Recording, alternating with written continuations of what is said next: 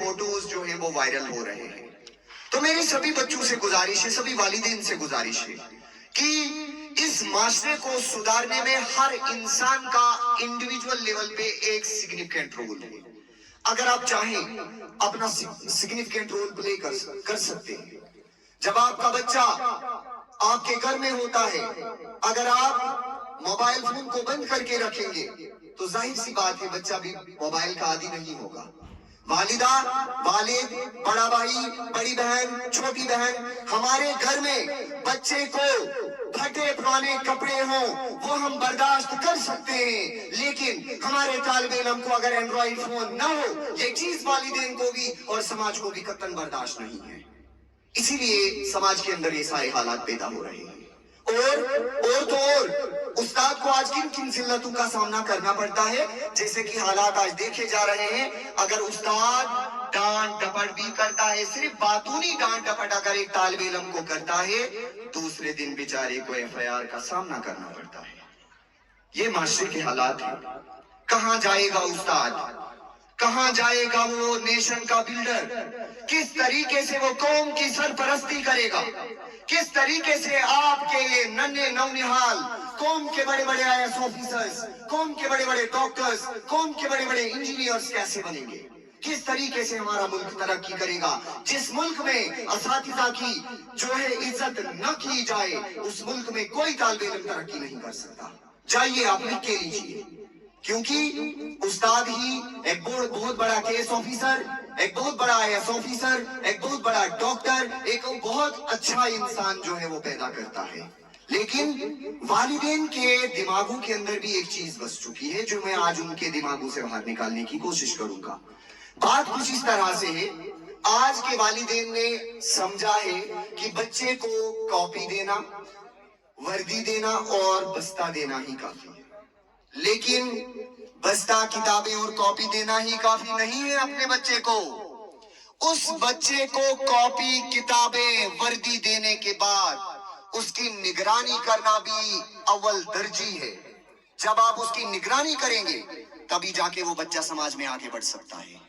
जब आप उस बच्चे के अंदर पंक्चुअलिटी कायम करेंगे तभी जाके वो बच्चा जिंदगी के मराहल में आगे बढ़ सकता है। आप अपने बच्चे को बहुत बड़ा फोन देना चाहते हैं, मैं आपको फोन देने से नहीं रोकता हूं, आप अपने बच्चे को फोन दीजिए, लेकिन आपका बच्चा घर पे अगर चाहता है कि मैं मोबाइल फोन को यूज करूं, वो अपनी बड़ी बहन, अपने बड़े भाई, अपने वालिद मोहतरम, अपनी वालिदा के सामने उस फोन का इस्तेमाल करे।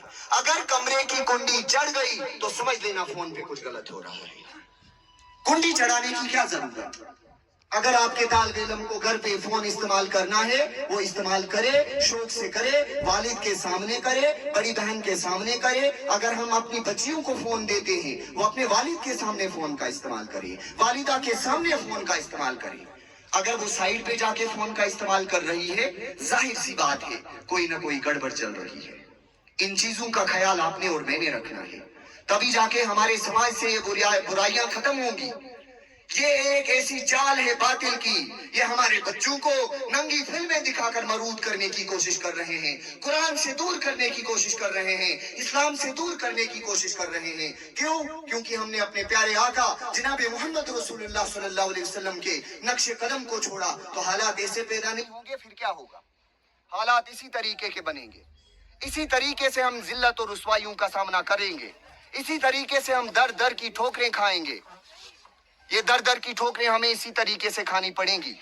जब तक ना हम अपने बच्चों का ध्यान दें, जब तक ना हम अपने बच्चों की सरपरस्ती करें, जब तक ना हम अपने बच्चों को हर तरह से ये ध्यान रखें कि हमने अपने बच्चे को पैसा दिया लाइब्रेरी जाने के लिए, क्या हमारा बच्चा उन पैसों से लाइब्रेरी में गया या प्ले ग्राउंड में जाके वो सट्टा खेल रहा है, वहां पे मैच खेल रहा है। तो ये चीजों का ध्यान हमें देना पड़ेगा।